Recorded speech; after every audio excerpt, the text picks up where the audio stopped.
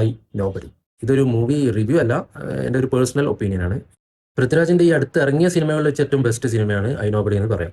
നിശാം ബഷീർ, കെട്ടിയോളാണ് എൻ്റെ മാലാഖ, അതുപോലെ തന്നെ റോഷാക്ക് എന്നീ രണ്ട് മികച്ച സിനിമകൾക്ക് ശേഷം പൃഥ്വിരാജിനെ നായകനാക്കിക്കൊണ്ട് പുതുതായിട്ട് ഇറക്കിയിട്ടുള്ള സിനിമയാണ് ഐ നോബഡി. എനിക്ക് അത്യാവശ്യം നന്നായിട്ട് ഇഷ്ടപ്പെട്ടു പടം.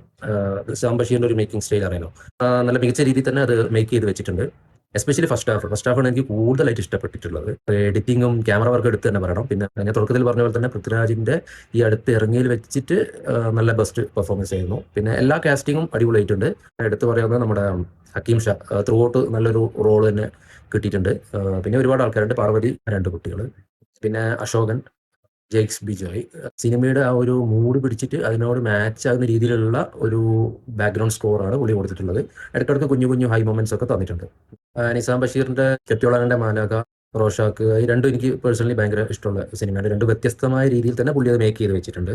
അതിനേക്കാളും ഒരു മികച്ച ഒരു ലെവലിൽ ഈ സിനിമക്കകത്ത് പ്രതീക്ഷിച്ചു. പക്ഷെ അത് ഫസ്റ്റ് ഹാഫിൽ കിട്ടിയിട്ടുണ്ടായിരുന്നു. സെക്കൻഡ് ഹാഫ് മോശമൊന്നല്ല, കമ്പാരിറ്റീവ്ലി സെക്കൻഡ് ഹാഫ് ഒരല്പം ഗ്രാഫ് കയറി ഇറങ്ങി കളിക്കുന്നുണ്ടായിരുന്നു. ഓവറോൾ മൂവി നോക്കുകയാണെങ്കിൽ നല്ല ഒരു സിനിമാറ്റിക് എക്സ്പീരിയൻസ് തന്നെയായിരുന്നു. നിങ്ങൾ ആരെങ്കിലും മൂവി കണ്ടിട്ടുണ്ടെങ്കിൽ കമന്റ് ബോക്സിൽ നിങ്ങളുടെ പേഴ്സണൽ ഒപ്പീനിയൻ രേഖപ്പെടുത്തുക.